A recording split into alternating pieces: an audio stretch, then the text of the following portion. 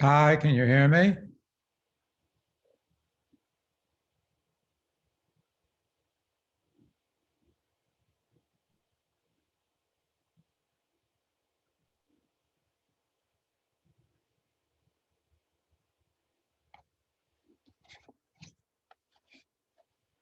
Hello. Hi, Hi. Yes. Thank you. who is this? I'm Bình from Vietnam. What? My name's Bình. Wing? My name's Bình. I see. B-I-N. Yeah. B-I-N-H. Okay, great. Yes. What, and Yes. where are you located? I'm from Hanoi, Vietnam. Oh, great. Welcome. Yes. Yeah. Yeah. Great. Yeah. Nice to see you. Okay, well, you're a little early, so we're going to wait for people to accumulate. We're officially starting at noon Eastern time. What time is it there? 11? 11. Right. Right. 11 p.m. Yeah. Right, right. Yes.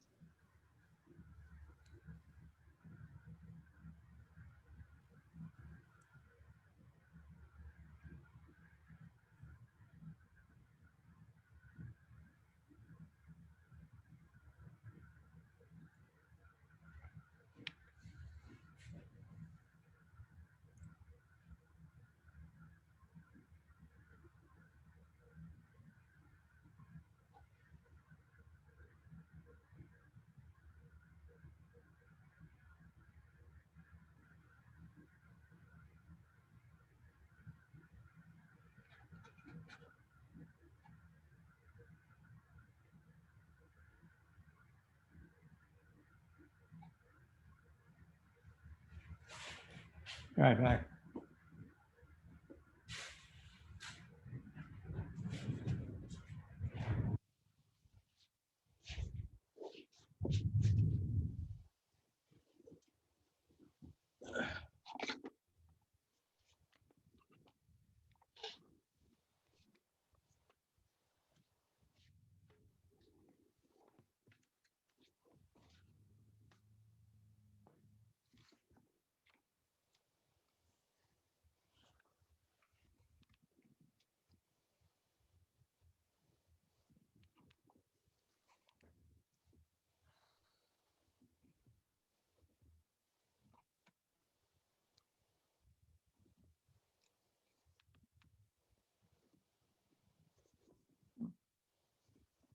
Mr. Eric.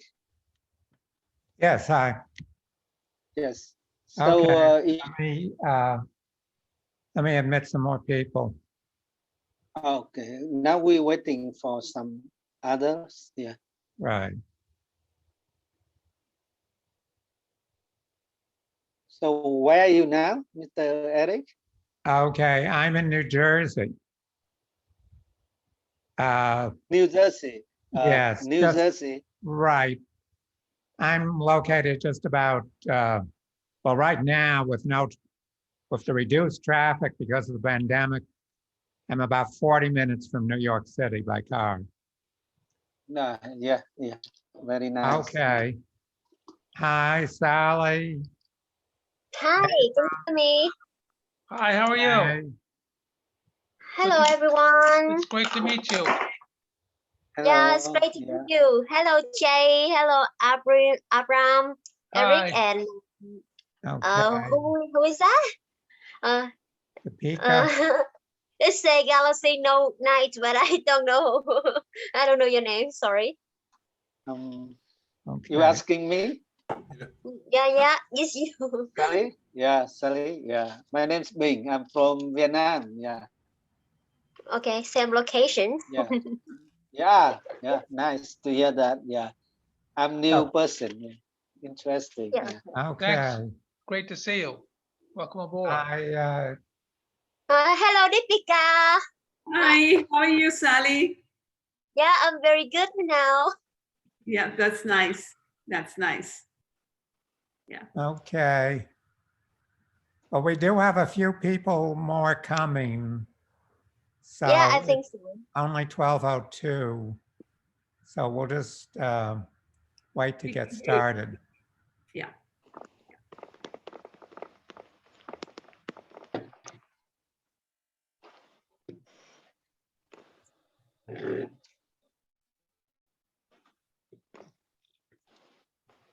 So Eric, there should be a video, you're saying, of the entire May Day in Newark.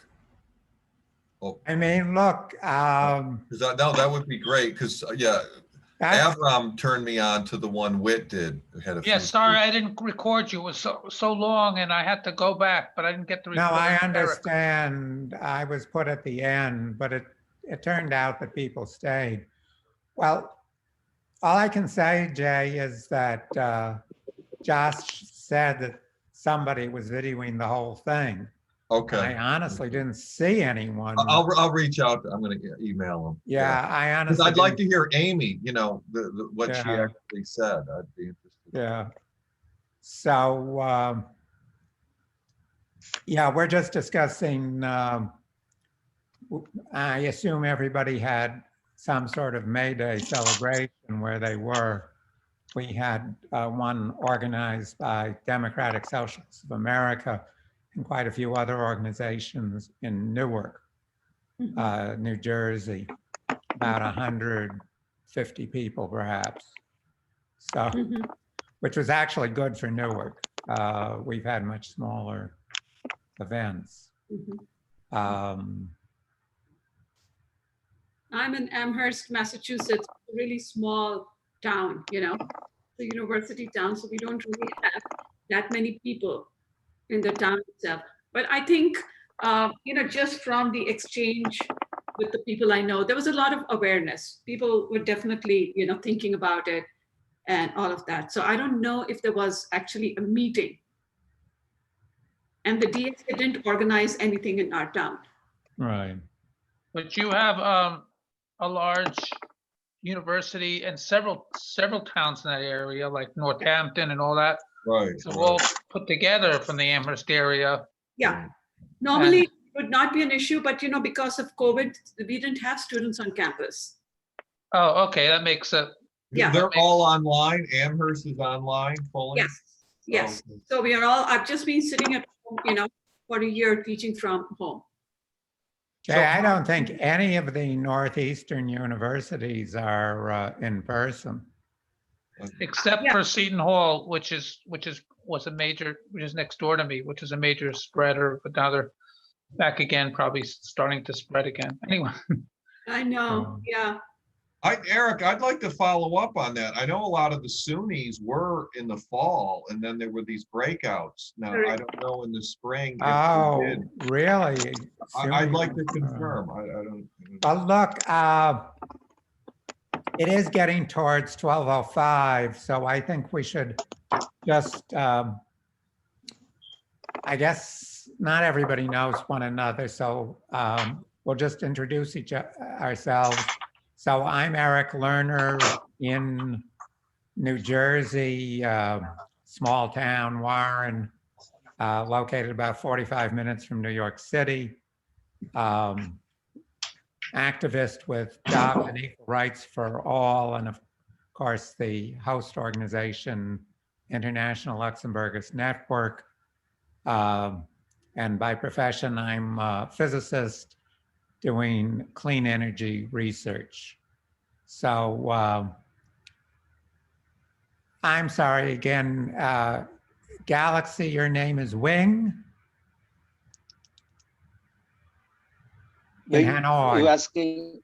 Yeah, Yes. I'm living in Hanoi. Yeah. My name's Bing. Bin. Oh, okay. Bin. Bing.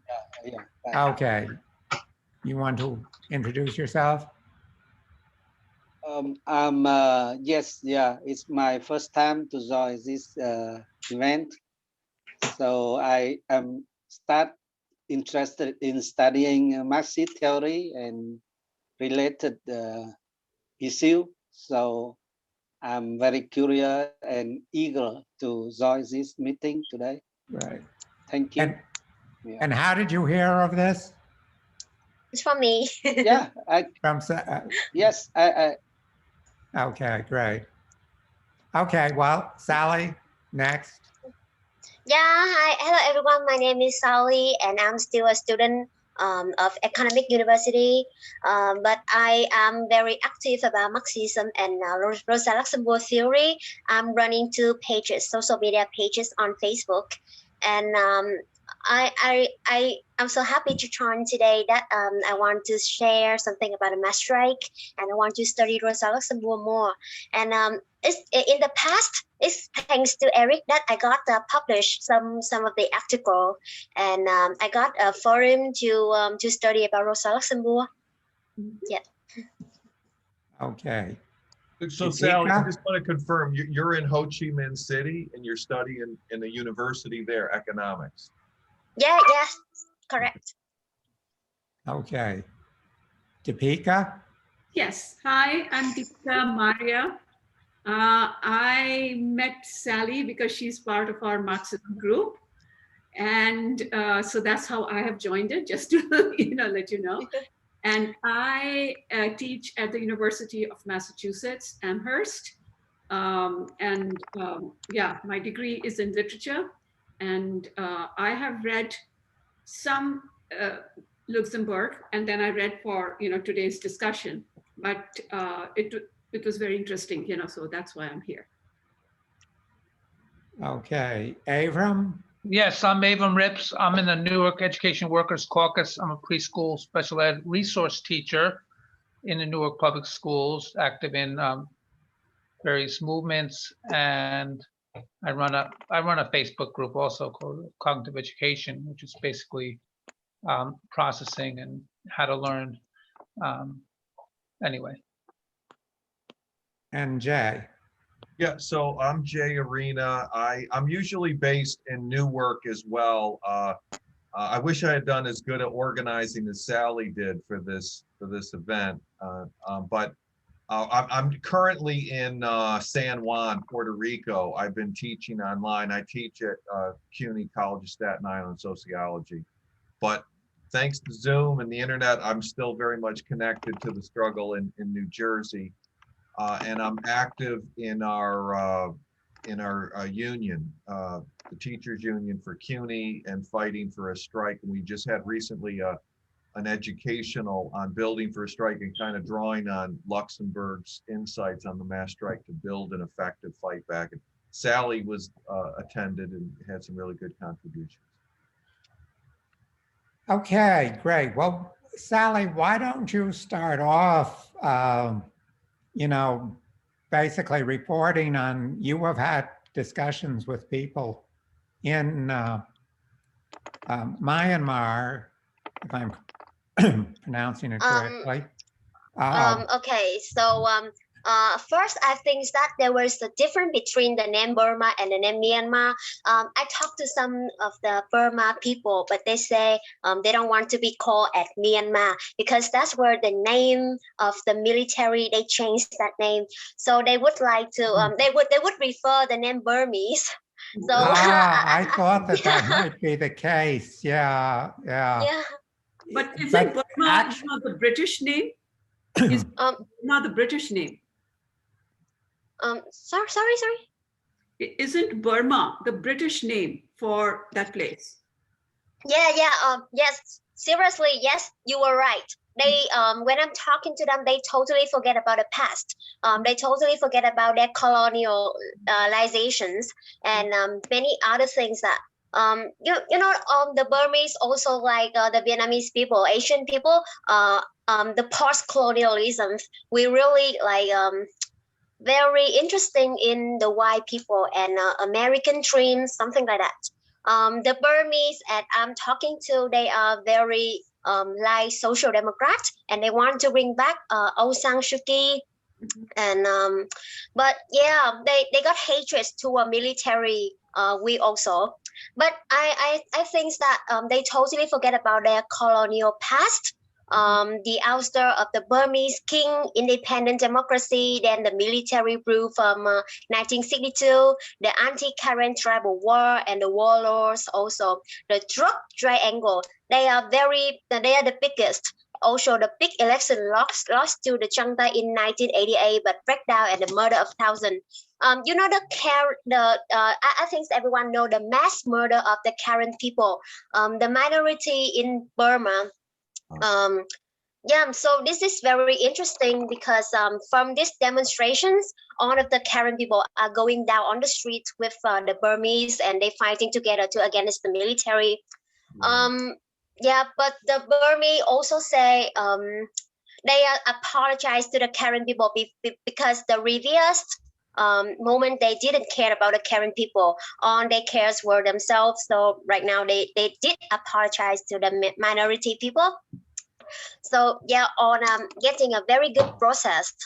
But there was much more to talk about Burmese history, which I didn't see in any article or any paper about the 2007 uprising, 2011 reform, Barack Obama removed sanctions, also the UN Humanitarian Act, China angles and anti-Muslim attitudes, attacks on Rohingya, and 2021 co-ops. So yeah. When I asked some of the people, you know that the social democrats didn't really work, and the Burmese just want Aung San Suu Kyi back and social democrat back. What do they think? But some of the American activists, and they say, yeah, social democrat isn't a good solutions, but it's good to build international links to each other from many different parties and many different countries. So let's talk about the mass riot in the Burma when all the people are going down on the street together and fighting the military. But I don't think that there was lack of leadership. There's no leader. There are many parties. There are many parties of the farmer, of the worker, of the people, but there's no leadership. Also, they did not against the U.S. when they were funding the military, funding equipment to the military in Burma. Yeah, they did it against that. But those activists in in California, they were going in front of that factory, and they against that. They were demonstrating, and they say not to co-op with the Burma military. And also I think that this is very important to share that in Vietnam, the Vietnamese military, they are co-op with the Burmese military, and they not really talk about the Burma situations. And last day when I saw on the social media about in Indonesia, some of the people going out and protest, and they ask for the rights for the Burmese people, they got arrested. So it will be the same situations in Vietnam if someone trying to joining the Burmese people to against the military. So yeah, that's very hard for the international in Vietnam, in Asia, to have the Burmese people. So yeah, any questions, or do you need to know anything else? Did Aung San Suu Kyi started out? Just a second, Avram.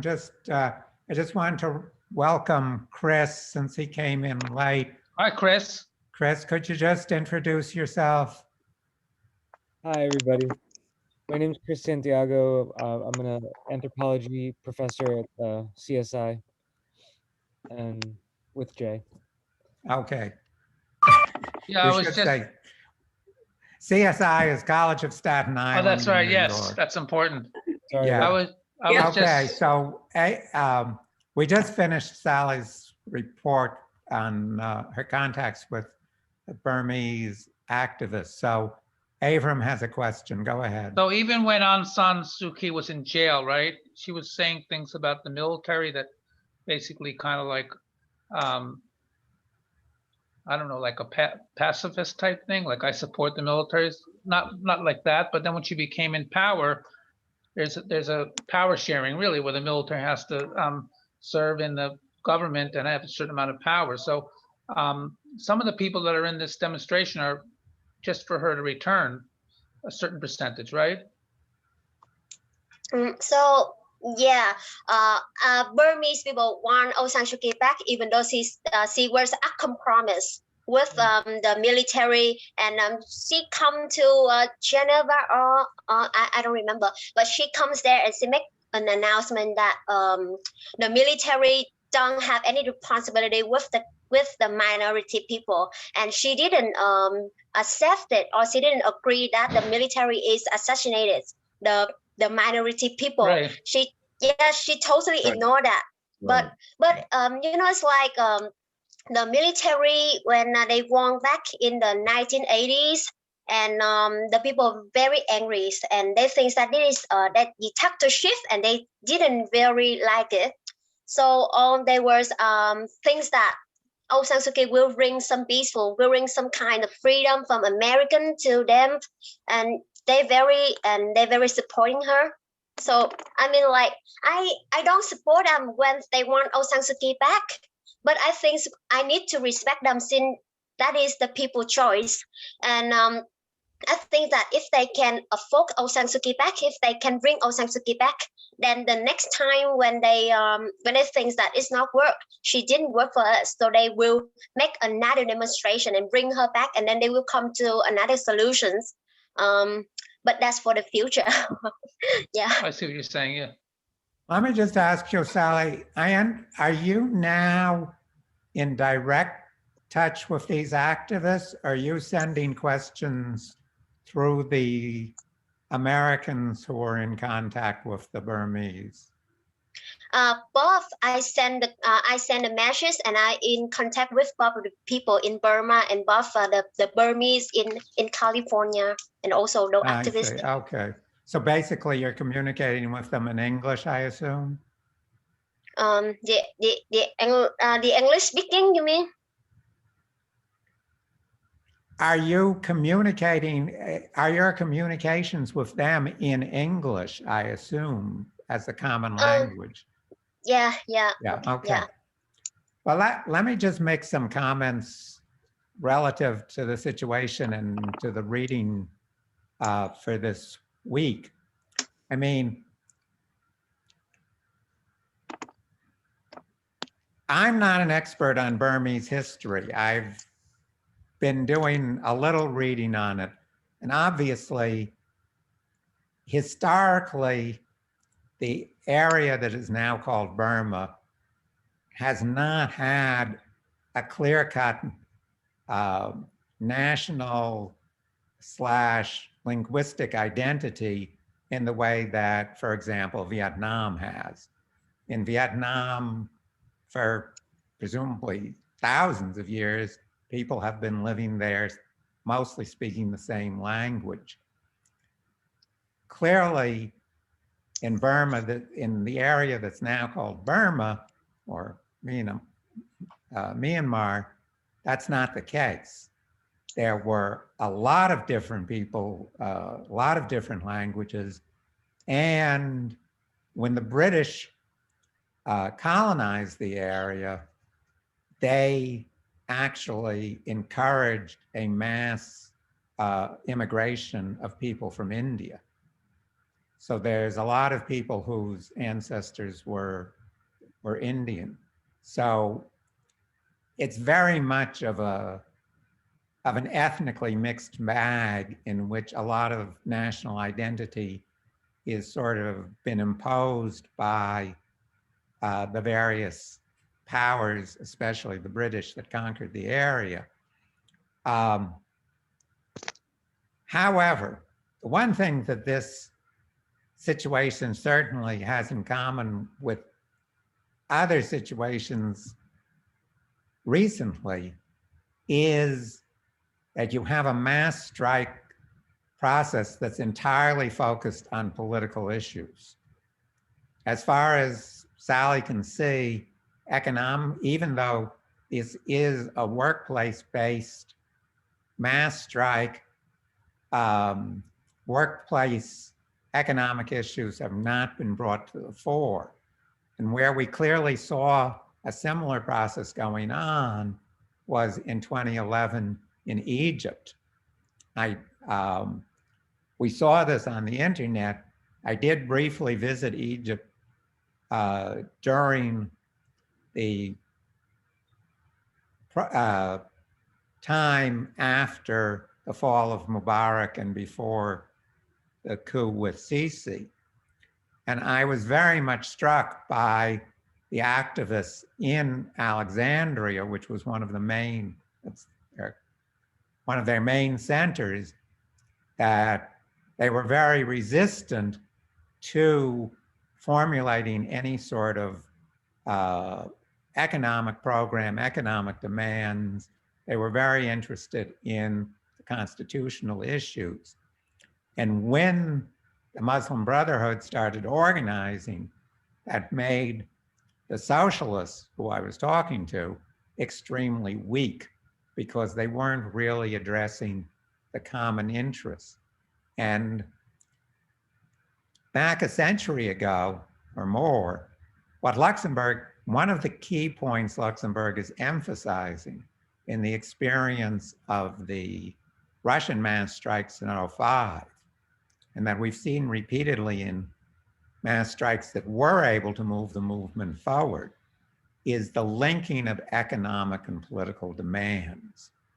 The way she says that there's this dialectical cross-fertilization in which economic demands pull the working class interests together, and then the political demands, as she says, fertilizes the ground for economic demands by saying, these are the rights we need to achieve our actual goals of these economic advances. When in the current period,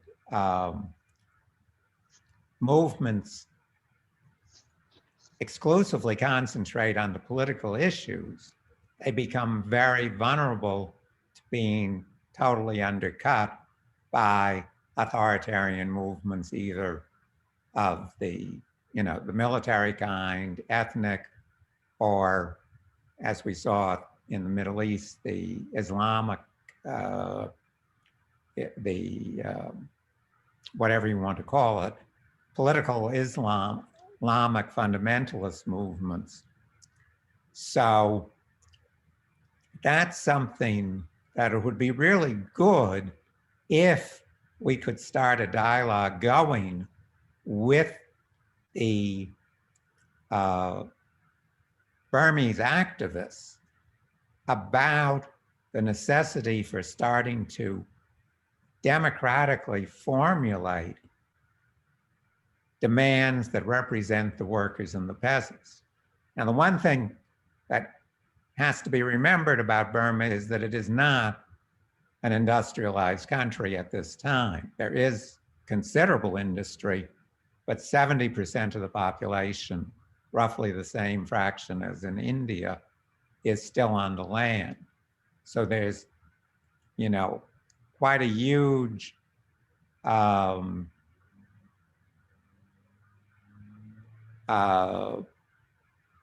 peasant representation. So let me end there, and I'll give other people to the discussion. Just briefly on a technical issue, Sally, I have you in the discussion, but also waiting to be admitted. Did you press some button, or is that another person with your account? You're right about Rosa Luxemburg point when the economic demand are also in need of political demand. So I want to stress that before the co-op of the military, the Yangon people, all the worker in Burma, they go down the street and they ask for the wages. So it's like let's gather all the people together before this military chaos happens. So you can share this on the news. It's on the news said that between the July and the November to 2020, despite the COVID-19 situations, they went out on the street and they asked for their wages. That's one way to solidarity. And then the military take advantage of the COVID-19 situations when they say people should stay at home, and then they jail all the politicians, and they make it many chaos. So I really agree with the point about the economic demands. Before that, they did ask for the economic demand, but right now seeing many chaos, so they didn't ask for it anymore. So one question that I want to ask Eric and everybody's here is that does this really necessary now that the people ask for the political demand, also an economic demand right now? Is it possible? And what do you think about that? Sorry, I didn't get your question. Sally.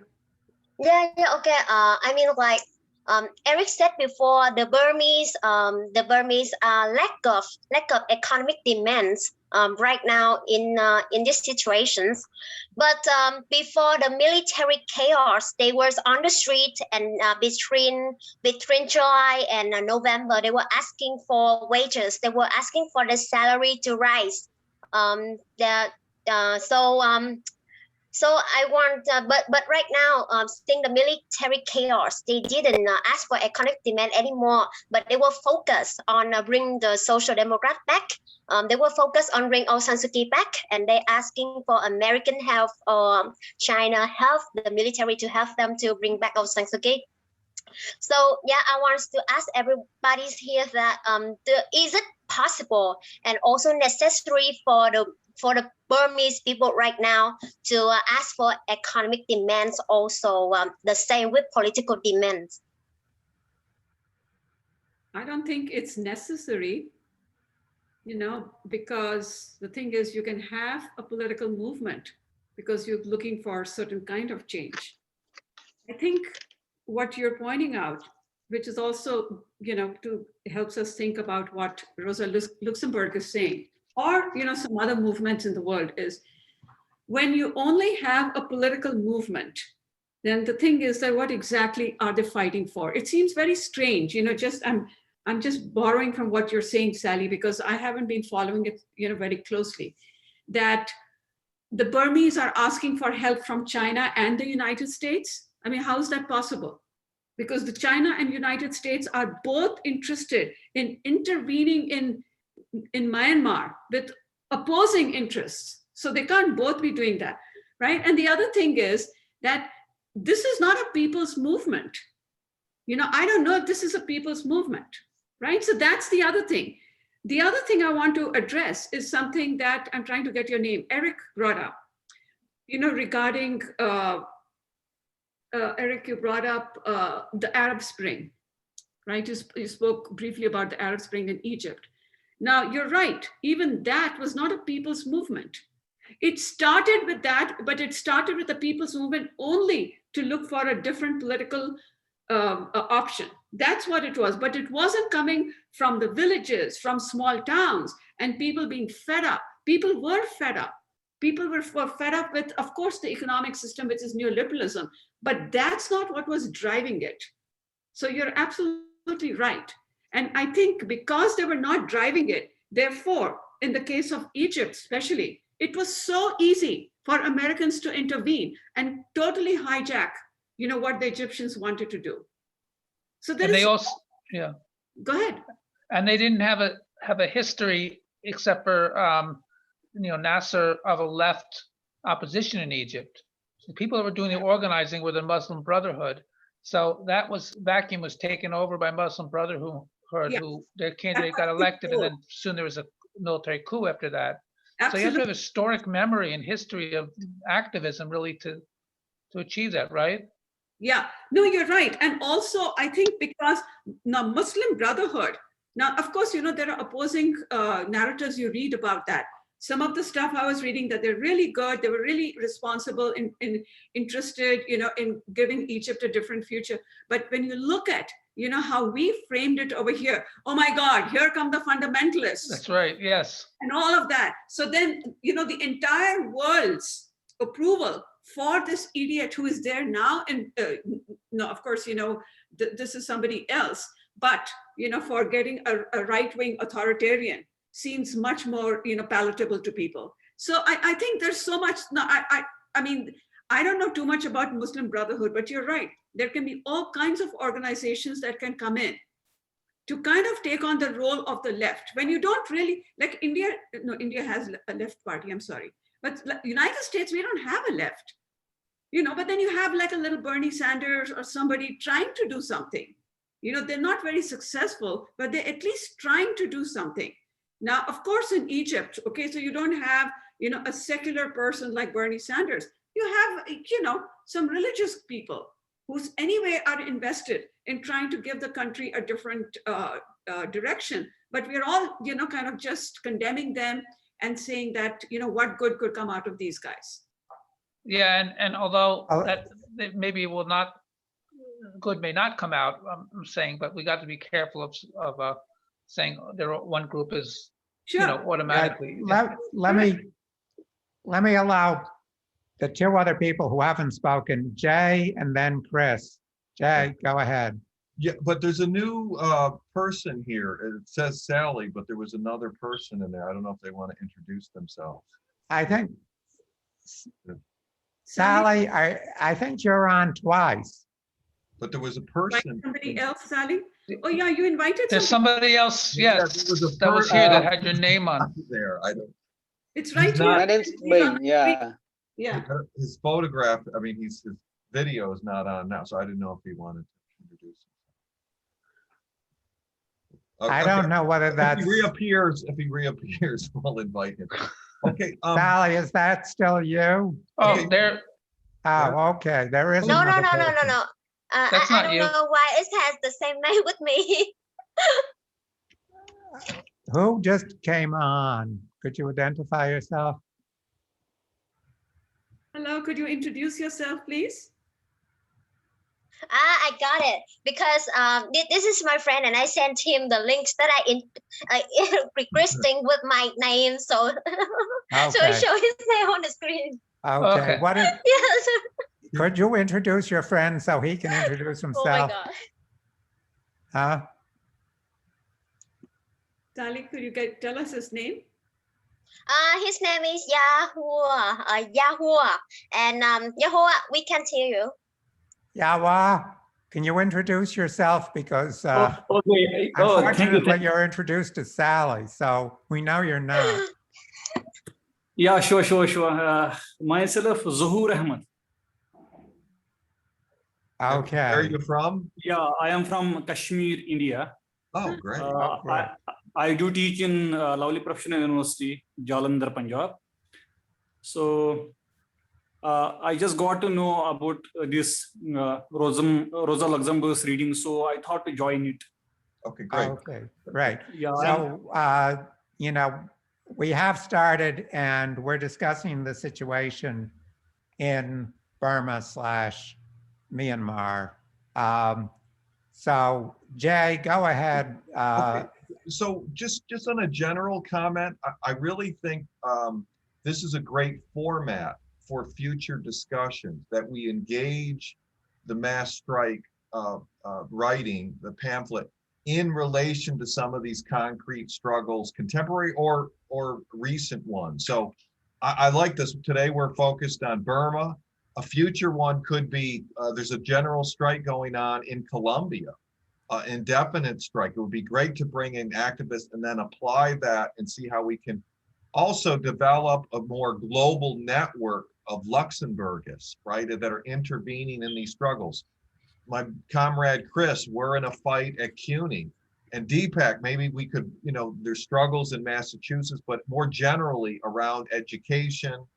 I think it would be good. I was at a Luxemburgist educational yesterday, and there was a presenter on the Middle East, on the, you know, the uprisings in the early part of the last decade. And you know, I think that would be good to revisit that. I mean, I would do think though that, I mean, it was a mass movement that the masses were there that overthrew Mubarak. The question was, why was it short circuit? But so just in general, I think this is a great format, and I think we can build on this group that we have here.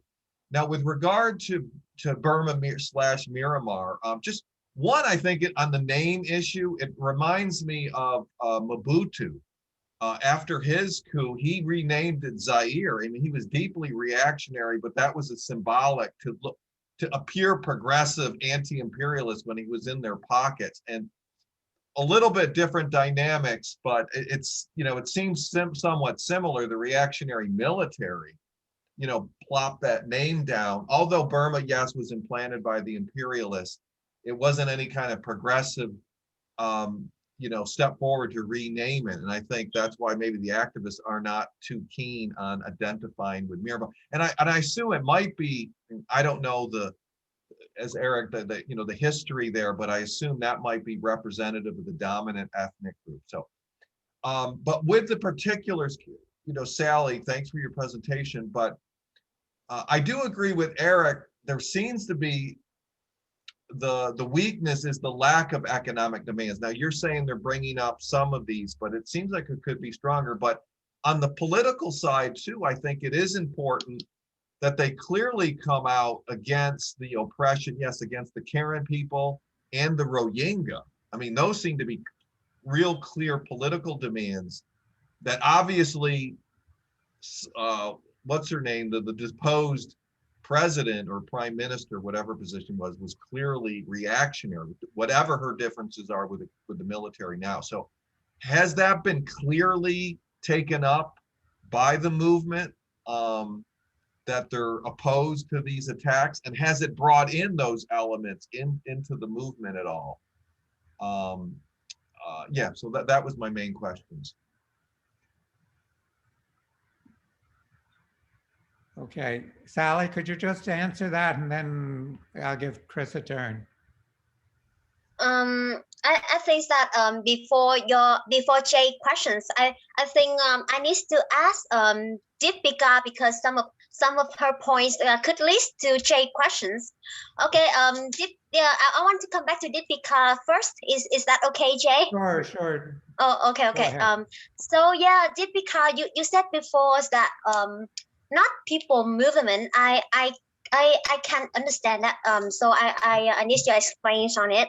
And also you said about something Chinese and military health, and of course that we both know the Chinese and military governments and US, they have their profit in Burma, so they're not gonna have the people.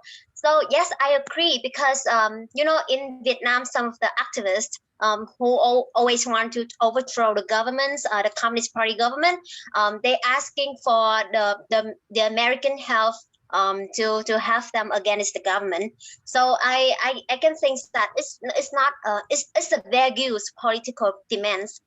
So yeah, but you can see in many of their logo and many of their slogan, they asking for American health, and they also raising American flags, and they want the social democrats. They were infected. They were influences with the British colonializations, and also now in Americans that so yeah. But yeah, back to the point when you say not the people movement, I can understand that. Okay, but let me just intervene with one clarification. From what you said, and this again reflects what was going on in Egypt, that in the months leading up to the coup, now the coup occurred in February, correct? I believe. Yeah. So in those months, there actually was mass strikes in the factories over economic demands. Now, we also had that in Egypt. I don't know whether people remember, but the demonstrations that led to the occupation of Tahrir Square had economic demands. They were, as often happens in the developing countries, the many items are subsidized, are sold at subsidized prices, and periodically the IMF or the creditors will say, end the subsidies. And this was the case, that the subsidies I believe on both food and gasoline were being ended. And that was the initial demands, was to maintain those subsidies. Again, what you're saying, in Burma, there was a mass strike wave around economic demands. So what, in my opinion, is going to be imperative to help the movement be directed in a direction that is more likely to lead to victory is if we can get in touch with some of the workers who were leading those strikes, because in my opinion, the unity of these economic demands with the political demands is absolutely imperative to avoid getting sucked into the various plans of various capitalist imperialist powers. Because we do have not unique, but the striking situation that all the countries in the region, the ASEAN countries, are all supporting the military. They're not, and the West, even though it may be making noises against the military, the oil companies and so on that are like Chevron that are there are actively cooperating. So you do have a real possibility of making this an international issue of international solidarity, but I think it's essential to try and make contact with the elements in the workers' movement who were active in these economic strikes. But let me give Chris a turn because he's the one who hasn't spoken. Chris, did you have a comment or question? Sure. I guess more of a comment. You're just the things that you've been saying were reminding me of my own field work in Peru, where the peasants there in northern Peru in Cajamarca were fighting for their water supply against a gold mine. So while I was listening to you, I was wondering if that movement would be considered an economic demand or a political demand, because they seem to be trying to fight on all of these different fronts, because they were trying to get certain allies into the local politics to run for election, but they also wanted to have the social movement stay separate from the political kind of trying to get someone into the political position. They wanted to keep that separate from the social movement so that the social movement would continue on even if they lost the political front. So, and then they were also fighting against a gold mine, literally, but more of in the sense of an ecological risk, because the gold mine was going to destroy the water supply. So it's I mean, yeah, I guess it's more of a immediate threat or something when it's your water supply, but it is economic on some level. So anyway, I was just thinking sometimes all of these issues start to implode on themselves, I guess, in a Right, which is what Luxemburg says in the mass strike. It's impossible to separate the economic and political demands, but that often is not the case in the last year. Okay. I'm sorry, I'm terrible with names, but the comrade from Kashmir, do you want to weigh in and also just repeat your name for identification? Zahur, I think. Yeah. I thought Yeah, yes, Zahur. yeah. Yes. You say something? Did you want to comment on the situation? No, nothing now, but I hope in coming sessions I will do it. Okay. Yes. All right. Let me admit an old comrade. This is joining Richard Greenman. And I assume this is the Richard Grieman from Columbia University way back, correct?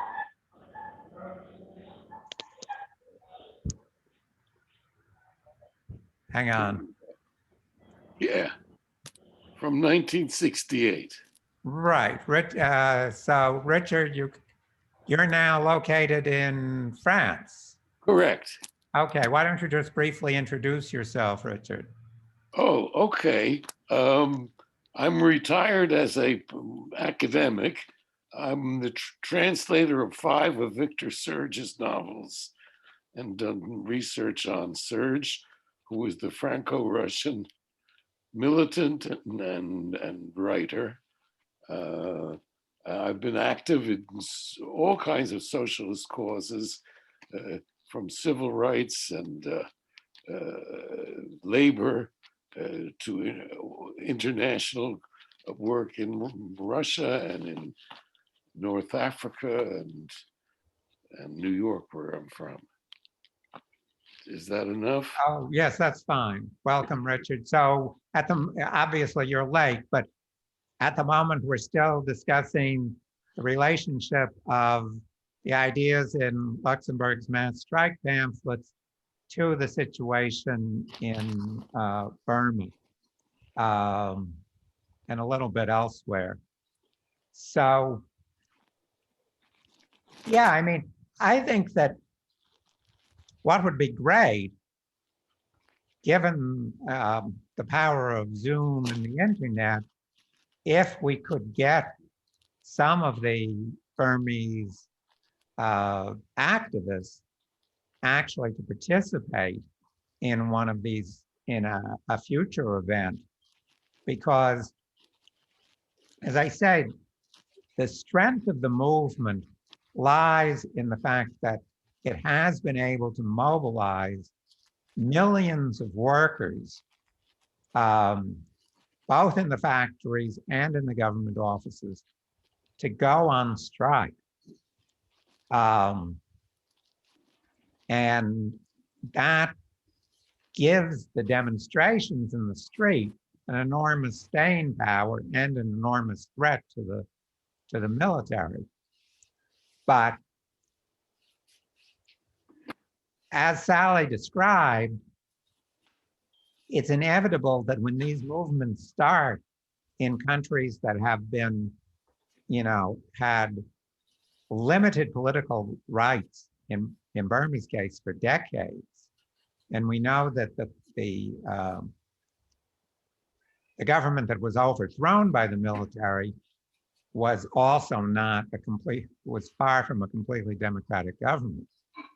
So you have the situation as we had in Egypt, as we had in the former Soviet Union when it fell apart, that people have just not been exposed much to socialist ideas.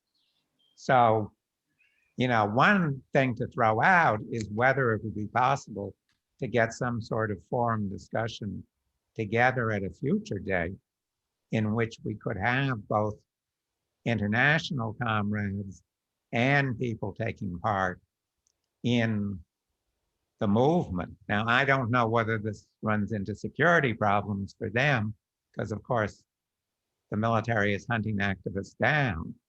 But if we can do it in a way, I think that would be really desirable. So, all right, so let me just open it up for further discussion, especially on, your impressions of the readings to the general situation today, not necessarily exclusively to the situation in Burma. I really like the readings. I mean, I have only read a little bit of Luxemburg before related to feminism, so I hadn't read this. And when Sally, made this announcement at our meeting, so I started reading this. And it makes complete sense what she's saying. This is where I think Eric Now I'm trying to think about the situation in the United States, because we can go to any other country and then all of us are kind of searching that we don't really know the situation. So I'm going to think about, the Occupy movement. So I haven't been in the country for that long. I just came here in '94 as a graduate student, so whatever, 20 years plus I've been here, yeah? So I think this is the first time I saw, now of course, you will correct me as I keep going, that there was a movement in the United States which overtly said that it was actually against capitalism, right? Overtly said that, right? This is not like, oh, this kind of goes there, this is kind of here, but this was about, a movement on that. The reason I'm bringing it up is the following, trying to connect it to what Luxemburg is saying. I think we might have had the first, according to me, but please correct me as we keep going, the movement looking at class very seriously. But I would say, I think in the United States, the people in power have done a really good job of keeping poverty and class issues out of the picture. So we can fight over identities, we can have, a feminist movement, which then only really, helps women, who are middle class and above. Poor women were always working. It was never a question for them, gee, I want to get into the workforce, So I think that, we have done this thing, we have kind of separated exactly what she's saying. And because we have separated, the movement coming from people who are working class, it takes so much more coaxing. It just doesn't happen in the United States. I don't see that. Now you probably, point out to the civil rights movement, which was long ago. But again, I think about that. It is, it was about poor people, but it was more about African Americans, more than anything else. Okay, so I'll stop now and I'll wait for, people to comment. Jay? Yeah, I'd like to weigh in. Well, I mean, that's a struggle about movements. I mean, what was the civil rights, struggle about?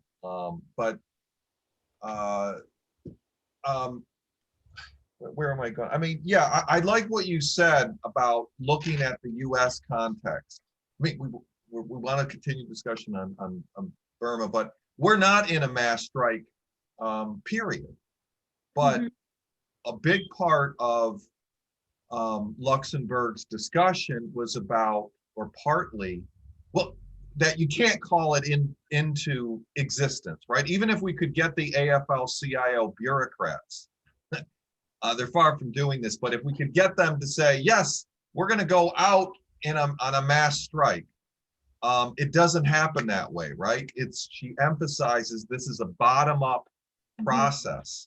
But that we can do some things to kind of fertilize. She's a great writer. I mean, you could probably particularly appreciate being in literature. I mean, I've read it a number of times, but each time kind of the richness comes out. And that last one, I didn't know that Marx was referred to as the Moor. I had to look that up, what she was actually referring to in that. I forgot what section she ends that with. But a big part is, how do we,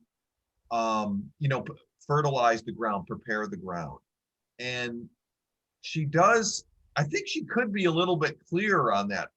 Eric's piece that was attached kind of developed it more, but she emphasizes the need to, or reading into it, of agreeing on a broad program that kind of links economic and political demands.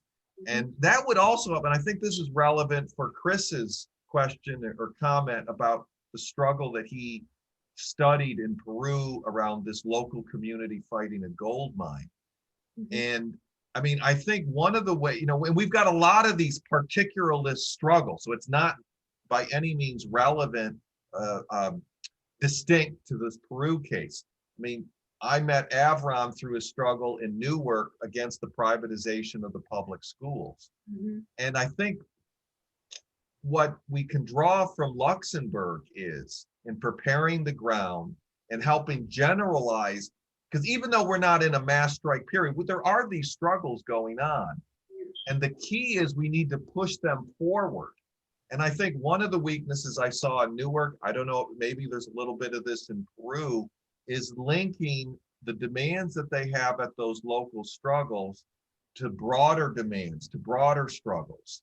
And clearly the mining struggle linked to the whole development project in Peru based on extraction, right? That was the problem. So to be able to kind of extend those movements and link up with broader struggles and help prepare the ground for a mass strike, we need to agree on some broad demands that unite these various struggles, that get us out of these silos that we're in, and that can help advance these struggles. That's very relevant for the education fight that we're in.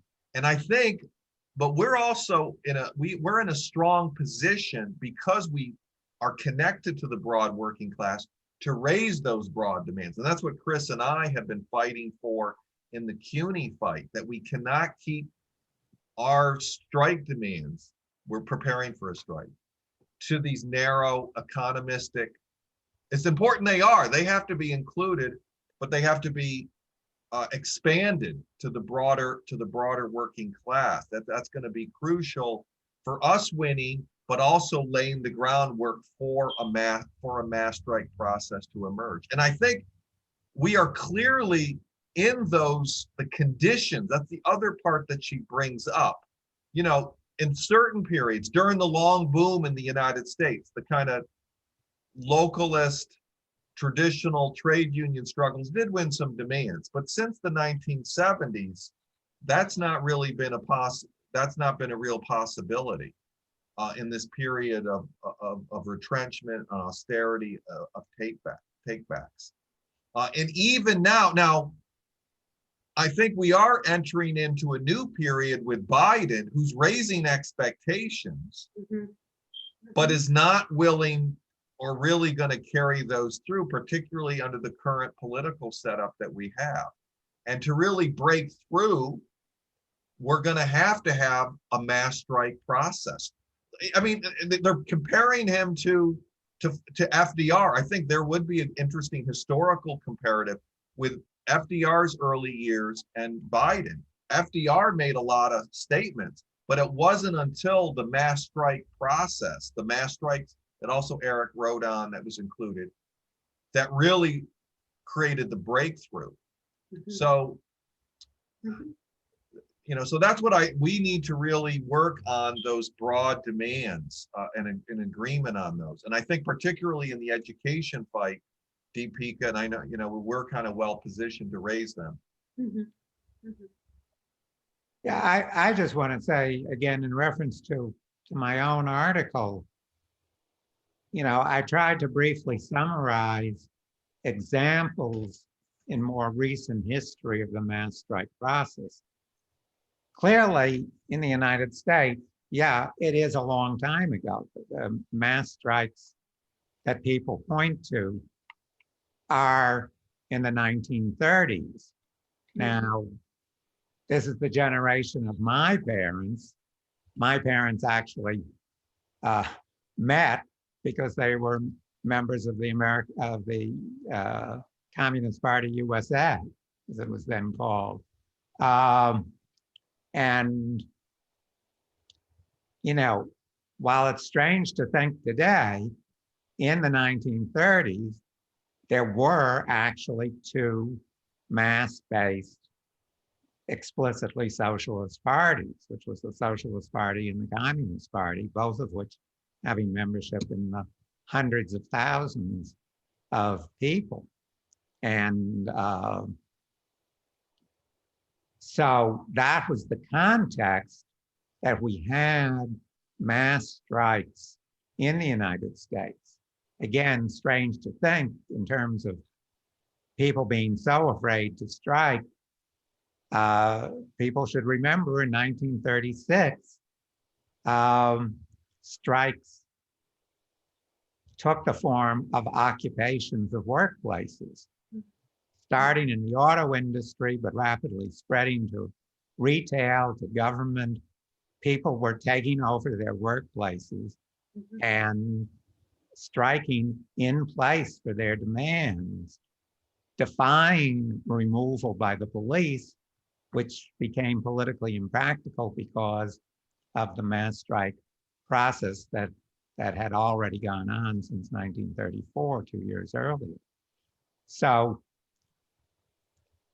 this is something that's not alien to our soil, but obviously in the period after 1968, which was the last time we really had mass movements here, there has been enormous work being done to undermine the concept that there can be common interest.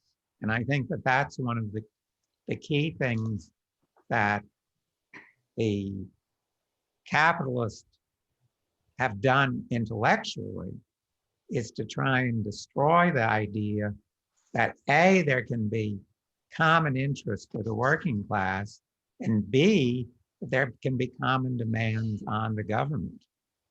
And there's been a lot of research done how ideologically, the socialist concepts have been undermined. So part of what we need to do is basically, counterattack and erase some of this process, which I think is possible, because I think that the evolution of Trumpism into a form of quasi-fascism in areas of the broad areas of the Republicans has shown what the individualistic ideology that was really endorsed by all of capitalism really leads to this idea of the strong against the weak. So I'll end there. So anybody put their hand up to be next to speak? Sure.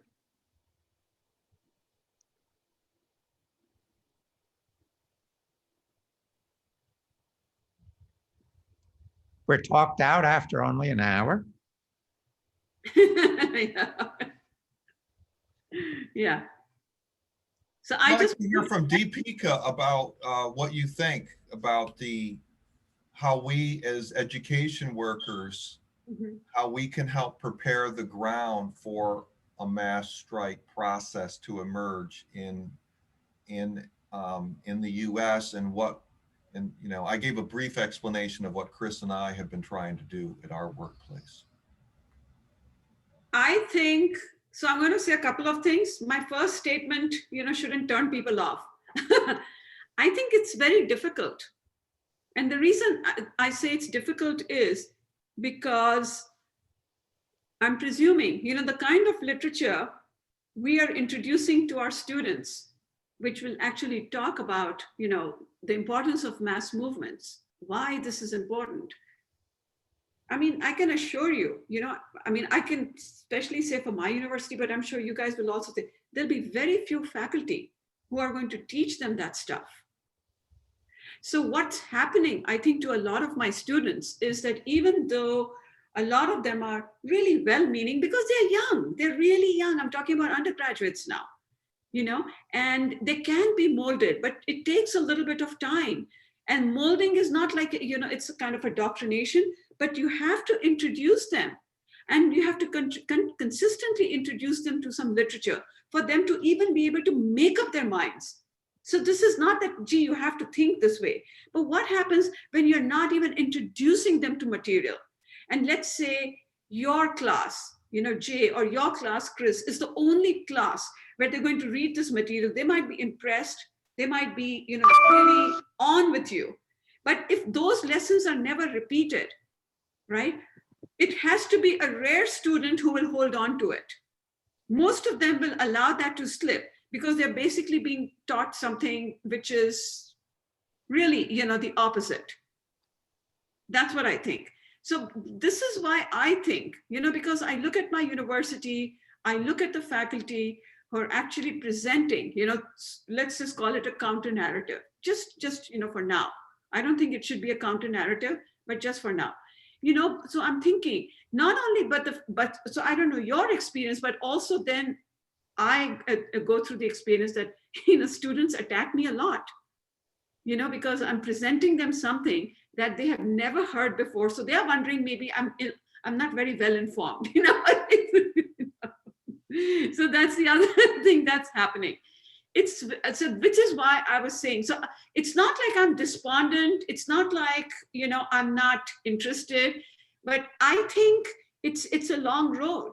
And I do say, I want to acknowledge, you know, that I think multiculturalism has done some work, but not related to class, not related to poverty. See, their focus, and you'll say that I just keep bashing them. No, I think they do good work. And we are where we are because of a lot of work that they've done. But I don't see a lot of focus on poverty.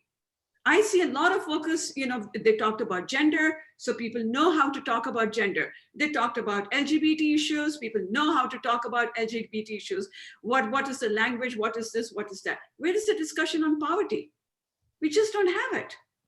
And I think, you know, that's also a huge problem, because now this is something I can say, at least I can say from perspective of India. I don't know about, you know, how Sally looks at it, that in India, you know, where we have a very large poor population, but so it's not like, you know, we think very highly of them, which no society which is capitalist does, but there isn't this shaming of people that you're poor because you didn't do something. That I don't hear. There is a shaming of people here, right, because they are poor. So if that is the case, where is the class solidarity going to come from? It's a huge gap because it's unspoken. It's almost like, you know, society is telling the poor, come on, hurry up, you also become rich. But that's not how capitalism is set up. They're not going to become rich. You see, so that is also something that I find it's a huge contradiction. So anyway, I should keep quiet. Yeah, somebody else take over the floor. Yeah, I think you hit on a real weakness of a lot of these movements. And I think that hits on the whole dichotomy or divergence between the political demands and then the economic demands. So you see these limitations in the multiculturalism in the academy, but I think in some ways you saw that played out this summer in the protest against police brutality. When, I mean, it was really this kind of surreal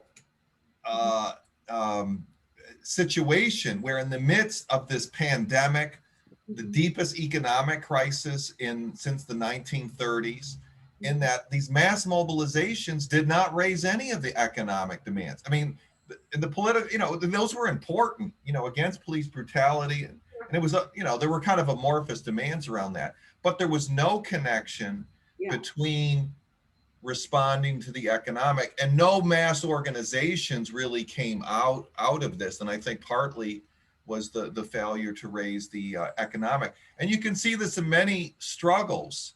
I mean, one, you brought up Occupy. There, they even refused any demands.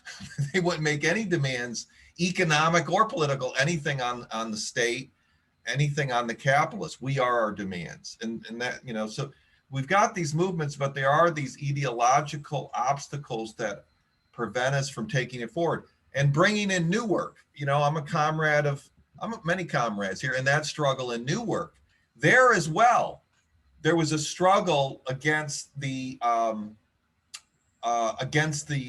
state controlled the local district, but at the same time, so there was that democratic struggle of getting the local control, but also there was the whole economic of the privatization and the handing over the public schools to these privatizers, to these hedge funds. And what happened was, and this was very much connected to identity politics, and it was siloed into an anti-racist struggle. The whole struggle was to get local control, self-determination for a Black and brown city. Yeah, that was important, but it was kept in isolation from the economic demand of the funding for the most part, and the maintaining it in the public sphere rather than being privatized. So, you know, this linking the public, or the economic and the political, uniting those, I think, is a real obstacle in many of our movements. And, you know, Chris and I, again, are kind of battling, even with leftists, even with the leftists who just want to strike on the narrow economic demands, as important as they are, adjuncting and all the rest. But we have to have a broader, one is broader economic demands, not limited to the workplace, but on the state. And well, you know, one actually striking would be a political demand, because it's illegal for public state workers in New York State to strike. So that would be political. But this linking of broader economic demands and the economic political are real obstacles, I think, in a lot of different current battles that we're in. Isn't the basic what happened in Newark similar, but it's obviously not similar because it's a different time, when Rosa Luxemburg had people, shall we say, she was fighting against Bernstein and other people that were trying to define, or shall we say, take what spontaneity, which is really what a mass strike is the spontaneity, which is very significant in terms of Rosa Luxemburg. We had a moment of that inkling in Newark. And what happens is basically the local control. In other words, went from state to local, sort of like the subjectivity became, all of a sudden we're under local control, and it took everything out of the fight. And now it's actually worse than it was in some ways before, because not only are people not realizing that the oppressive conditions of our teaching conditions and learning conditions are so incredibly bad, but we're not getting the activist response. And also we had the students that were kind of disbanded because they had a fabulous movement. Okay, so yeah, I think about the shaming poor people in India are the same in Vietnam. I mean, it seems like everywhere it's like poor is something like a crime. So I agree with Deepika about that. But you know, Rosa Luxemburg has an idea which she say people are raising their awareness to the proud, to many strike, and for example, in Vietnam, some of the women, they didn't ask for any wages or didn't ask for salary. Some of them working too many hours, so they go out the street to ask and demand for a husband. It's like to ask and demand for some relaxing hours, and so they can go out in dating, and they can marry a husband. But the next time when everyone gathering around and they say, this time we don't need a husband anymore, we need economic demand, so they asking for wages. And the next time they're asking for the boss to give up his job and many things else. So Rosa Luxemburg come up with the ideas about people raising their knowledge to the crown, to the mass right is true. And so also this I think this is a Marxist task, and I will come up with that. Aristotle, I don't know where he talk about. He also say about the people needs to raise their awareness by going to the strike or gathering around together with many more people. But he said, yes, it's very hard to do that. If only one people say let's go and raising our awareness. But he said in order to do this, like a task for Marxists, we have to change on the education's background into sociology, where I understand it as something like the Marxists or any sociologist should so on the conflicts between the worker in order to have them repairing the routes, we're solving the reproductions, we're solving the LGBT problem, and we're solving other capitalist ideas in order to have them to raising the awareness to the mass right and to the crowd. Yeah, I mean, there's this famous quote from Marx and Engels. How are the educators themselves to be educated? Right. So I mean, I can speak from my personal experience, the experience I share with Richard, which was the Columbia student strike in '68. I mean, Can I confirm this? So both of you were students at the time? Richard was faculty, right? Richard? He'll come back. Okay, I don't know Richard's, I was just, but no, it was just, I was both faculty and student. I was okay, you were a graduate student then, a graduate, I was teaching right? undergraduates, and And- I got my PhD and a promotion to assistant professor in the '60s. So I was in both ends, and I was part of the faculty committee that's tried to support the students and separate the faculty from the administration. And I also was part of SDS and all of that. Yeah. So I was a graduating senior. I graduated in 1968 immediately, well, in the final stages of the strike. We were still sort of on strike at the time of graduation. So, you know, I had participated in the civil rights movement. And, you know, given my parents' background, I had a sympathetic attitude towards socialism, but I didn't know much about it. At the time in 1965, I was active in the civil rights movement. One of our local leaders told me, go read Capital. And I started to read it and I said, well, this doesn't make any sense. So I put it aside. Or maybe I said I couldn't understand it. I forget which.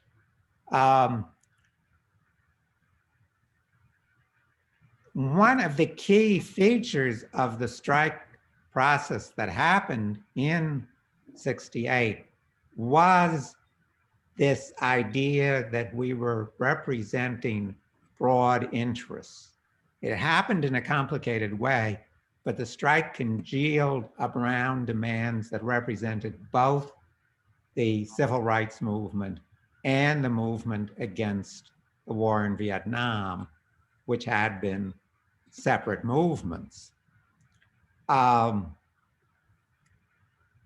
In the process of the strike, which was an occupation of the buildings, which lasted about a week, and then when we were cleared out, there was a general strike of the school that lasted a month. There was very much a self-education process in which people reflected on the process that they were themselves undergoing and tried to use, for example, the history of the socialist movement to figure out what was going on. I was not reading Luxemburg at the time, although I learned of her very shortly within the month afterwards. I was reading Trotsky's History of the Russian Revolution. And he does very graphically describe the mass strike process that led to the first revolution, the February Revolution, and the setting up the Soviets. And I remember being very struck that we spontaneously arrived at the same quote unquote Soviet structure to run the strike. So I and many other students actually became extremely interested in revolutionary socialism and straightening out this history, which I knew my parents were part of, in the process of the movement. And that's what Luxemburg gets to, is that there's this interrelationship between the development of a mass movement, people starting to identify with the mass strike, with themselves as part of that mass strike, and the intellectual conversion. Again, what Marx refers to, the production of consciousness on a mass scale. And that's what I saw, because I did see that out of that movement, I saw people transformed in a matter of days from completely apolitical to people who became lifelong activists and lifelong socialists. So, And she has a quote about what? She has a quote about that, about the pamphlets, that you can't just read pamphlets, but it's through the consciousness, through the activity. Go on. Right, right. So in the situation that we're at internationally, I mean, I don't think the situation in the United States is all, in certain ways, is all that different, because what we are in is a situation where we're facing an objective crisis. And I've likened the pandemic to a world war, because the pandemic is only spreading because of the fact that we have a global fascist movement and a lot of people who unwittingly are cooperating with it by fighting vaccination or calling the virus a hoax or whatnot. There is a global crisis which will only deepen, and there is a start to the process of self-education. I think at this point, the teach-ins, the forums that we can do via Zoom and eventually in the coming months in person are going to be critical to getting key layers of workers and students. And I think, again, the students will be critical to start that process of self-education, of linking what is happening today to the process of the growth of the workers' movement over the past century. So I think that that's, you know, it looks like a chicken and egg problem. And I agree, Topeka, it is not easy.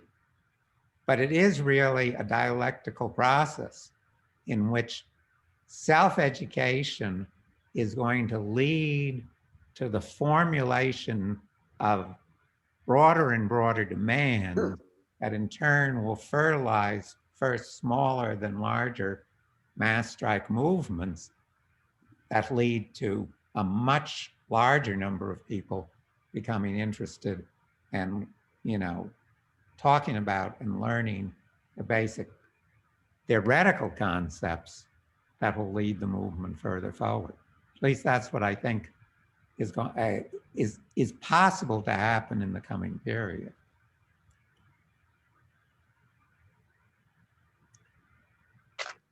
And I must say, this is a very small sampling, but I was impressed at the May Day rally yesterday. I mean, the May Day rallies in Newark have often been organized by different organizations and have very different audiences. This was organized by DSA and did have a mainly leftist audience.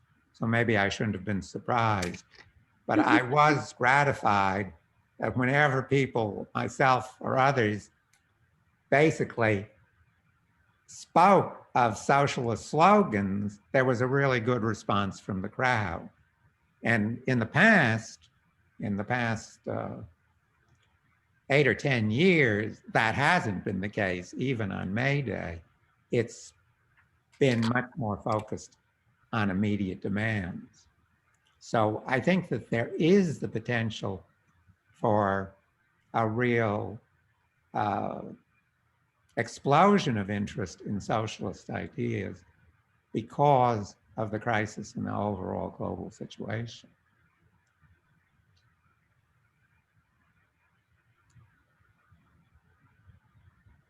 Can I talk? I don't know how Yeah, you. Richard, go ahead. Yes, you haven't spoken so far. 1968 was, of course, a big year, not only at Columbia University, but in France, in Vietnam, and in fact, all around the world. And I think that one aspect of the concept of the of the mass strike is internationalism. In 1905, the observations that Rosa Luxemburg made as a Polish observer was that all across the Russian Empire, groups of workers were getting together and transmitting information. And what was particularly remarkable was that the communication was from the bottom up and was from across the different geographical areas. And that although political parties like the socialists, the Bolsheviks, and the Mensheviks, and unions participated, in fact, their influence was not that great.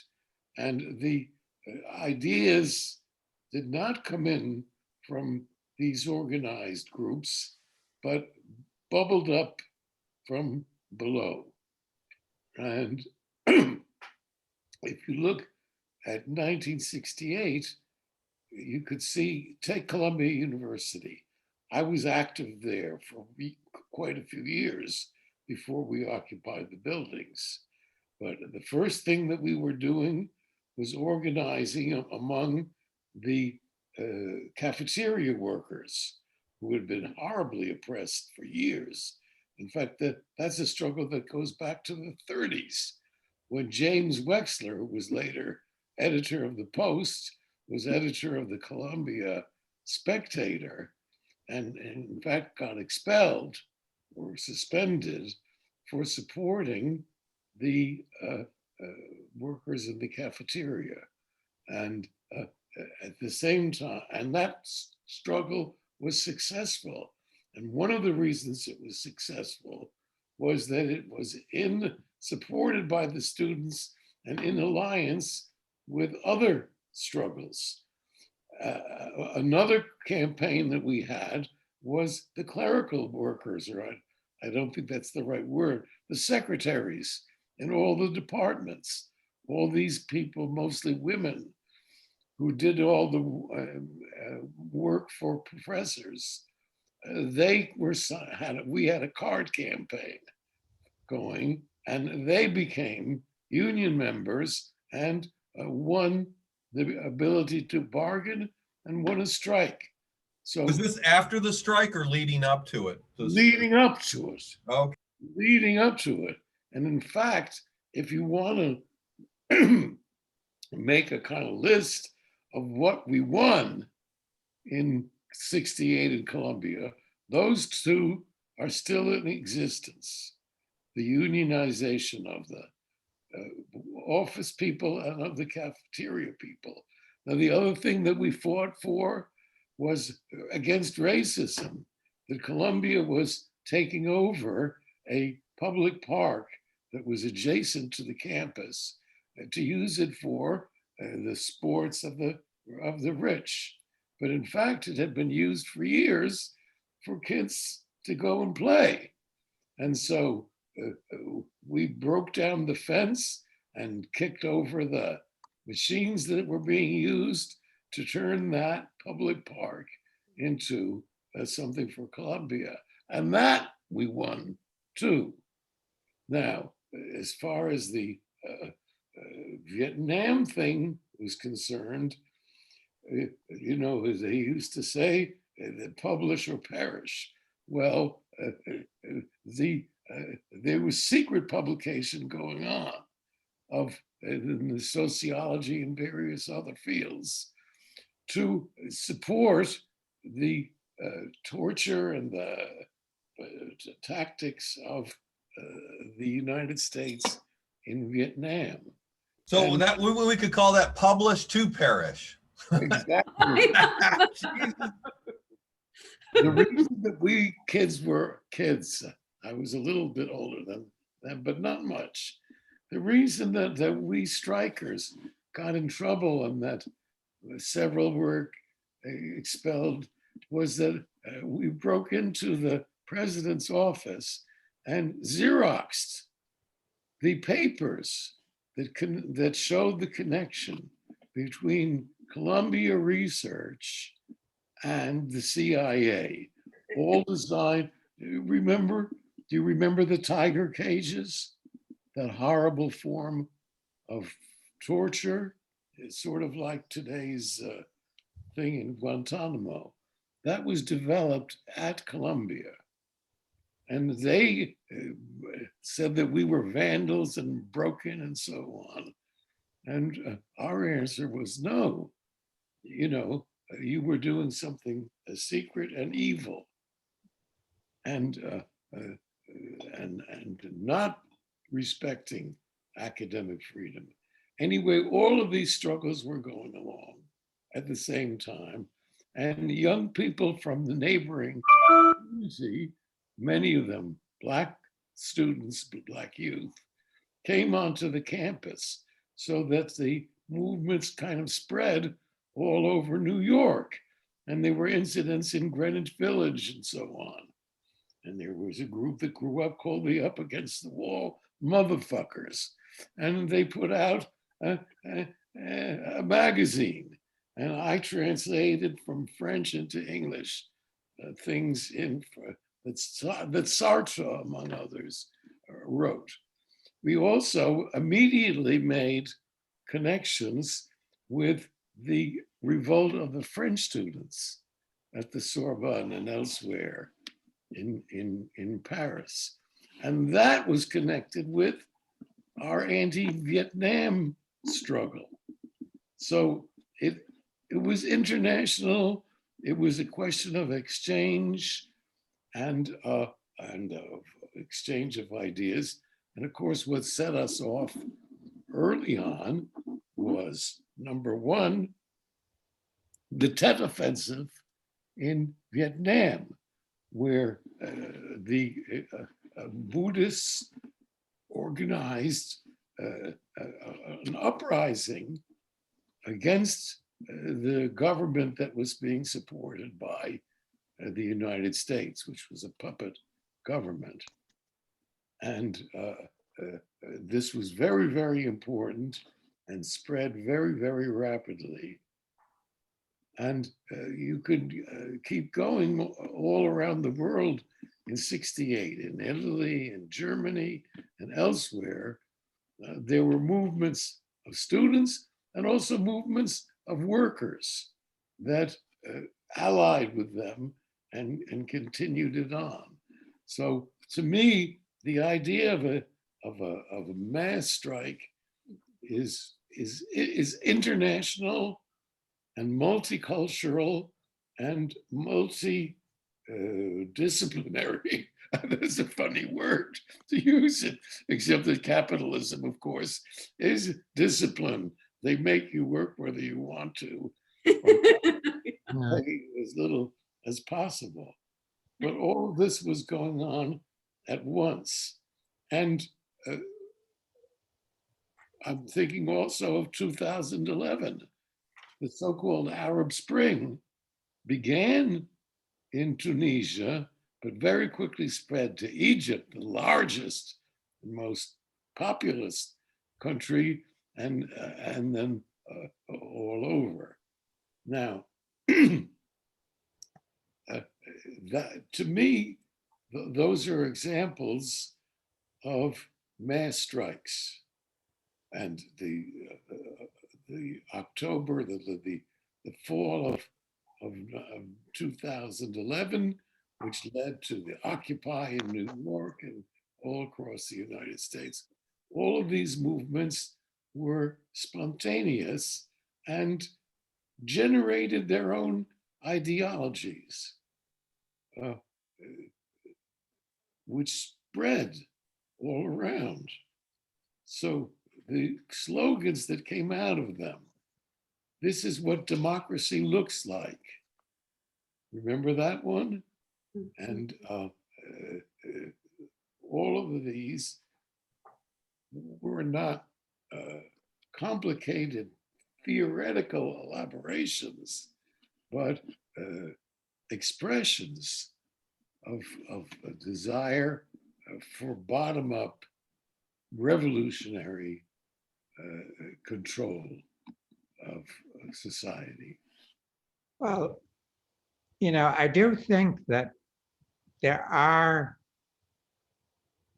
links between the present situation and 68. Obviously, the Vietnam War was an issue that was global, but it was also in the context of a developing economic crisis. I mean, Richard refers to the events, the much larger events in France in May of 68,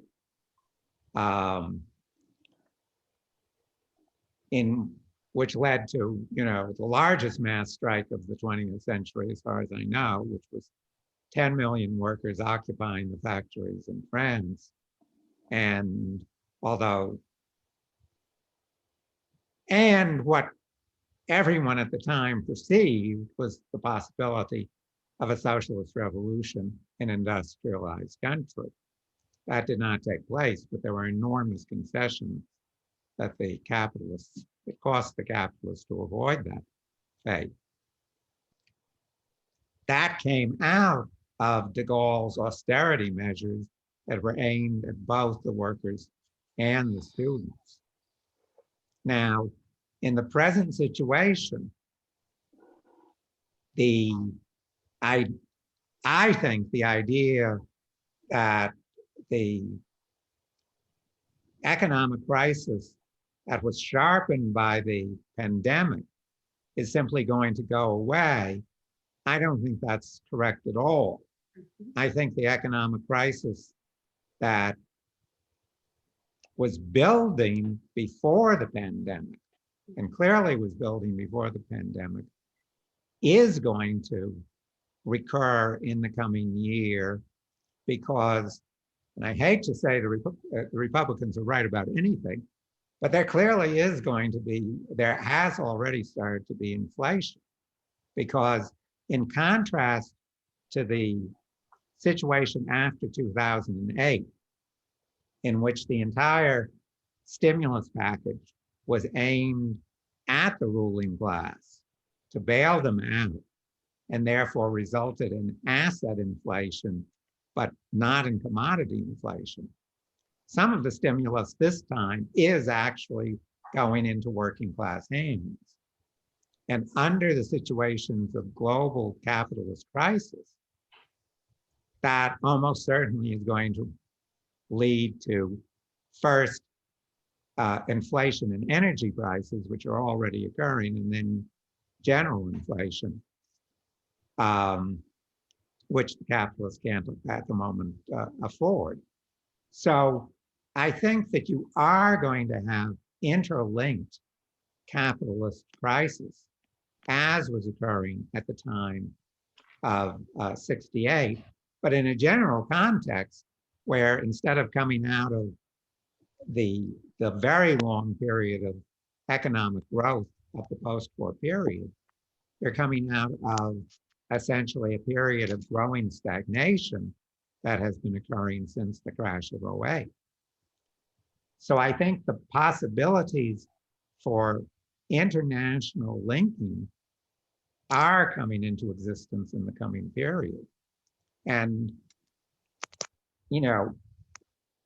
we've seen the potential for mass movements to start with what happened with Black Lives Matter, of mass demonstrations. Now that was essentially a partially wasted opportunity because the movement did not develop to link these issues with the economic issues that African Americans and all workers were facing last year. But that potential clearly exists. So I think that we're not as far as it looks from a mass strike period in 2021. Okay, thank you, Richard. So opening it up again. Sally, you wanted to comment? Yeah, I mean, Bridger is very great, and he's right about the international links between many countries to overthrow for the mass strike. Right now the Communist Party are trying to oppress the people, and they trying to ruin many strike that they can for economic agreement with other capitalists. But in 2016, um, there was a strike that's burst out in the Nike in the shoe Nike company, where the people asked for wages and salary. But at first they didn't win because the government trying to stop it. They trying to make the people go back to work, and they say it's useless for strike. So they trying to come up with many peaceful solutions, but the worker didn't accept that. But suddenly, some of an important event that happened in America.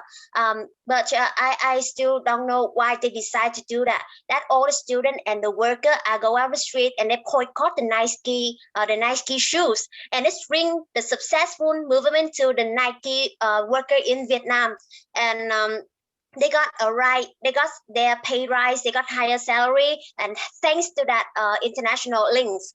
So I think right now economic links and international is very important, especially to my country, which is trying to oppress the people and trying to prevent many strikes they can.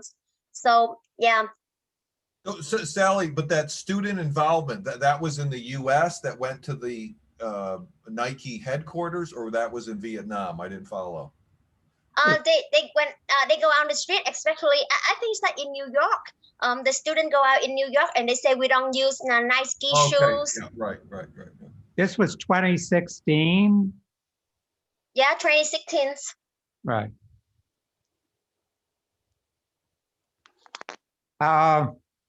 Let me just ask the two people. Ben, did you have anything you wanted to add? You haven't spoken Eric, so yeah. far. Yes, the topic about mud strike, yeah. And I learned from the Rosa Luxemburg papers. Mostly she mentioned about the mud strikes under the context of struggle between worker class against the absolutism under Russian contact in early 20s, and also the struggle between the worker class against the capitalism. So I try to link this what the Luxemburg mentioned in her paper with the context of Myanmar.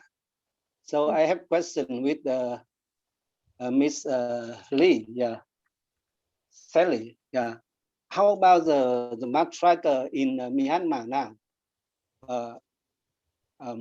It is the mud striker leading by some democratic social democratic party in Burma, or I have no idea about that. Okay, so in Burma right now, there are many parties and there are many groups, but there are no leadership. They just push out and then they go protest again in the military with all cost. And of course, their goals and their army to bring back Aung San Suu Kyi and bring back social democrats. So I cannot sure. I'm not sure if they are the social democrats who leading the strike, but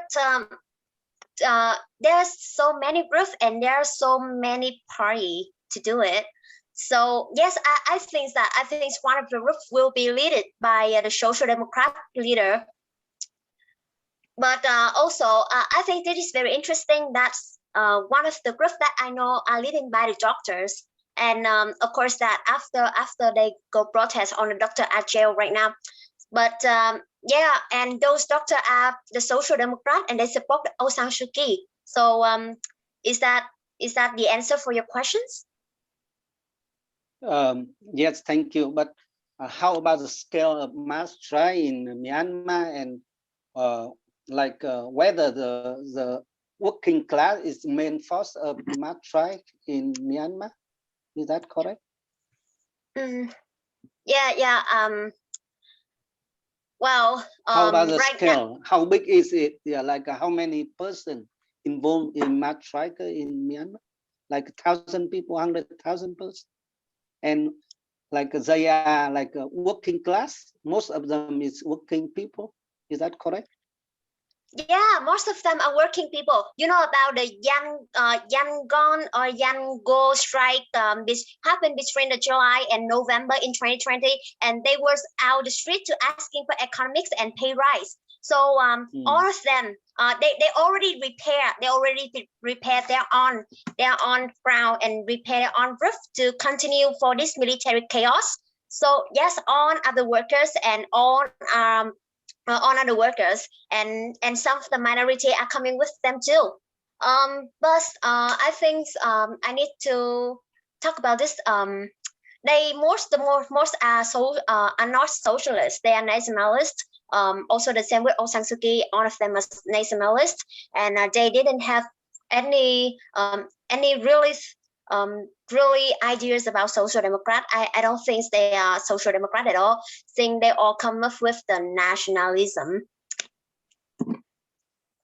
Okay. Well, Yes. and Thank just you. like a- Yeah. Well, Sally, not to put you on the spot, but I will put you on the spot. It would be really great if you could this week complete that draft of your article about the situation in Burma and its relationship to the mass strike process, because I think that if we could put out, maybe 2 or 3 related articles that we could get circulated to start the discussion about the limitations of what's happening there, it would be very useful. Because, I mean, as you say, there isn't at the national level an organized leadership.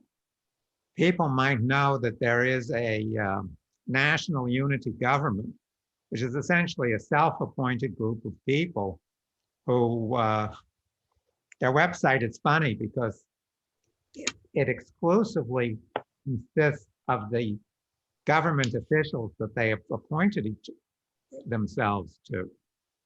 It has no program. It doesn't even have their views on federalism or whatnot, even though they call themselves a federal government. But it's purely a list of personnel. So they're not really the leadership. They're claiming to be the leadership. But on the ground, there must be a working class leadership, at least on a local level, that came out of these strike movements that you're talking about of July through November. And it would be great if we could use these articles, to try and get in touch with some of these people to see how we could make international links with whatever working class wing, leadership wing exists within Burma. Because clearly they are up against not only the Burmese military, but the military has the support of every government in the area. So it's, really critical that we can try to make contact with, whatever working class or socialist left there is to the movement. So I hope you can get your draft ready by the end of the week. You think so? Okay. I would just like to propose, if and when we ever do get control over this virus, that we have an international Luxembourgist conference in Vietnam. That would be, I've got more interest to go to Vietnam. And it seems like, I don't know where Vietnam has done one of, the better responses to the pandemic. I was just curious, how it is right now and if they're rolling out vaccines as well. But on another point on Burma, one is I do hope if we could get some activists safely to participate in a Zoom educational, that would be great. I think if we could do that. And it does seem, I mean, my reading was that the military coup was in response to a conflict that they had with the government. But Eric, what you're kind of alluding to, which makes it more, underscores more the relevance to Luxemburg and the mass strike, was that it was actually in response to an emerging mass strike, that there were these economic strikes leading up to the coup.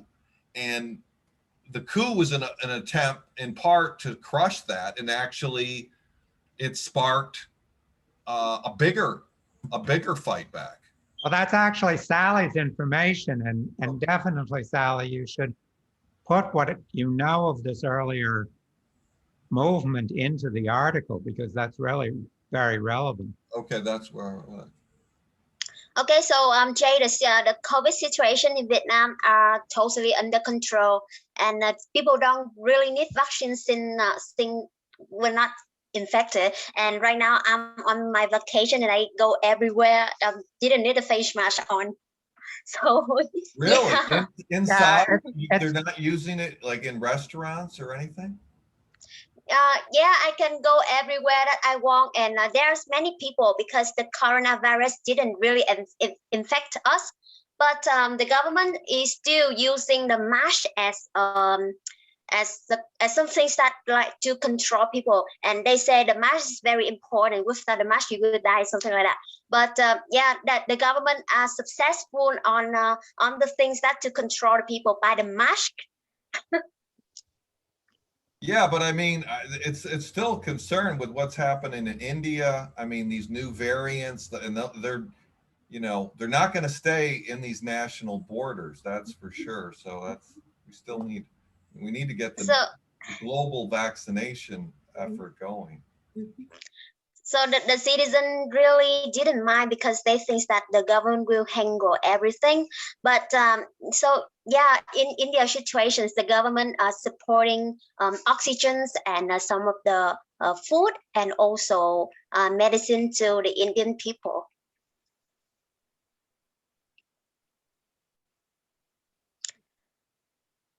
So I want to leave a message for my Vietnamese comrades here that by next Sunday we will have Burma talk just in Vietnamese, and it will be in secret, just about 3 or 4 people that I know. So if you want to join, you can contact me by Facebook and I will add you. It's a secret, so don't tell anyone or we will be jailed. Okay. Thank you. Yeah. Are we done for today? I think we will wait for Eric's announcement. Just a bathroom break. Let's just wait for Eric to get back. But Sally, yeah, I mean, if you do face anything, we need to be able to be contacted and respond. So I Absolutely, yeah. I have to go, and it was great. Thank you. Yeah. Take care. Yeah. Bye. Thanks for Bye. joining. It was wonderful meeting you. Thank you. Yeah. Bye, Rip. Yeah. Thank Bye. you. Bye, Aram. Are Bye. people interested if we do another one in the future? Absolutely, yes. Okay. Yeah, All right. absolutely. Yeah. So, and do you like the idea of the reading on mass strike, but then focused on a particular struggle around the world? Sure. Okay. Yeah. So Eric, we're waiting for you to end this meeting. Oh, okay. So sorry, I had to step away for a second. So yeah, I think that's been very productive. We should plan to have this again. What do people think in how much time for the next study group? Jay? At least a month, I'd say a month. Okay. What So do maybe people Eric? think? I don't know. we should Eric, plan I have question, please. Yeah. for the beginning of June. Ben has a question. What? Ben has a question. Oh, Ben. Go ahead. Yeah, Eric. Yeah, because it's my first time to join this kind of meeting. It's very interesting and useful for me. So, can you say a little bit about our this group. How about like what's the main purpose and yeah, what kind of activity you maintain, yeah, and how often we can get together to discuss like this, yeah. Okay, well, I mean, internationally, the International Luxembourgers Network basically is a network to, at the moment, discuss and disseminate Luxembourg's views in the present context. So the main collective activity we have is A, these study groups, and B, periodically, occasionally getting out the Mass Strike Journal as an online and at least locally in the United States, a hard copy journal. So we really would like to get out a new issue of Mass Strike in the next month or so. And I'm proposing that we have these study groups on a monthly schedule, if that's okay with people. Yeah, okay. And before we close, Sala, did you have anything to add? You haven't said anything.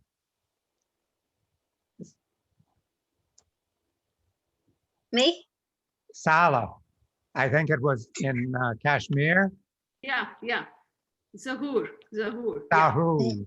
Yeah. I'm sorry, in Kashmir. Do you No, have anything to add? yeah. I'm sorry, pronunciation. No, it is okay. Basically, I have to go home tomorrow, so I was doing my packing. Okay. Oh, So that is why, yeah, that is why I didn't speak anything. So hopefully, when we will meet next time, I will speak up so much as okay. I Where are can. you going home? Where are you going home to? Yeah, I am in Punjab right now. So I got home work from home. So I will leave tomorrow till till June. So I will be in my home for next 1.5 months. Okay. Well, be careful on many different levels. India and Kashmir. I mean, that's a free fire zone at this point. Yeah, exactly. Thank you. Yeah, it's terrible. It's terrible. Exactly. Okay, well, yeah, it would be great, by the way. We really encourage articles from India on the situation with the pandemic being out of control and whether this will have any blowback on Modi's movement. I hope so. So Yeah. we should talk about that by email. Okay, He thinks his long hair will protect him now. I already wrote one article on this pandemic last year, so I am thinking to write down this about this second wave. You know, I did write one, but it was when this pandemic started. Right. Yeah, we'd be interested in seeing that. We'll be in touch by email. Okay. Yeah, definitely. We are out of time, so thanks everybody for participating. Eric, will you upload this on YouTube? Because many of my comrades can come today. They really want to watch this. Does anyone, I would assume no one has any objection to putting this discussion publicly, right? Sure. Yeah, go ahead. Okay. Yeah, we will put it up on YouTube and give people the links.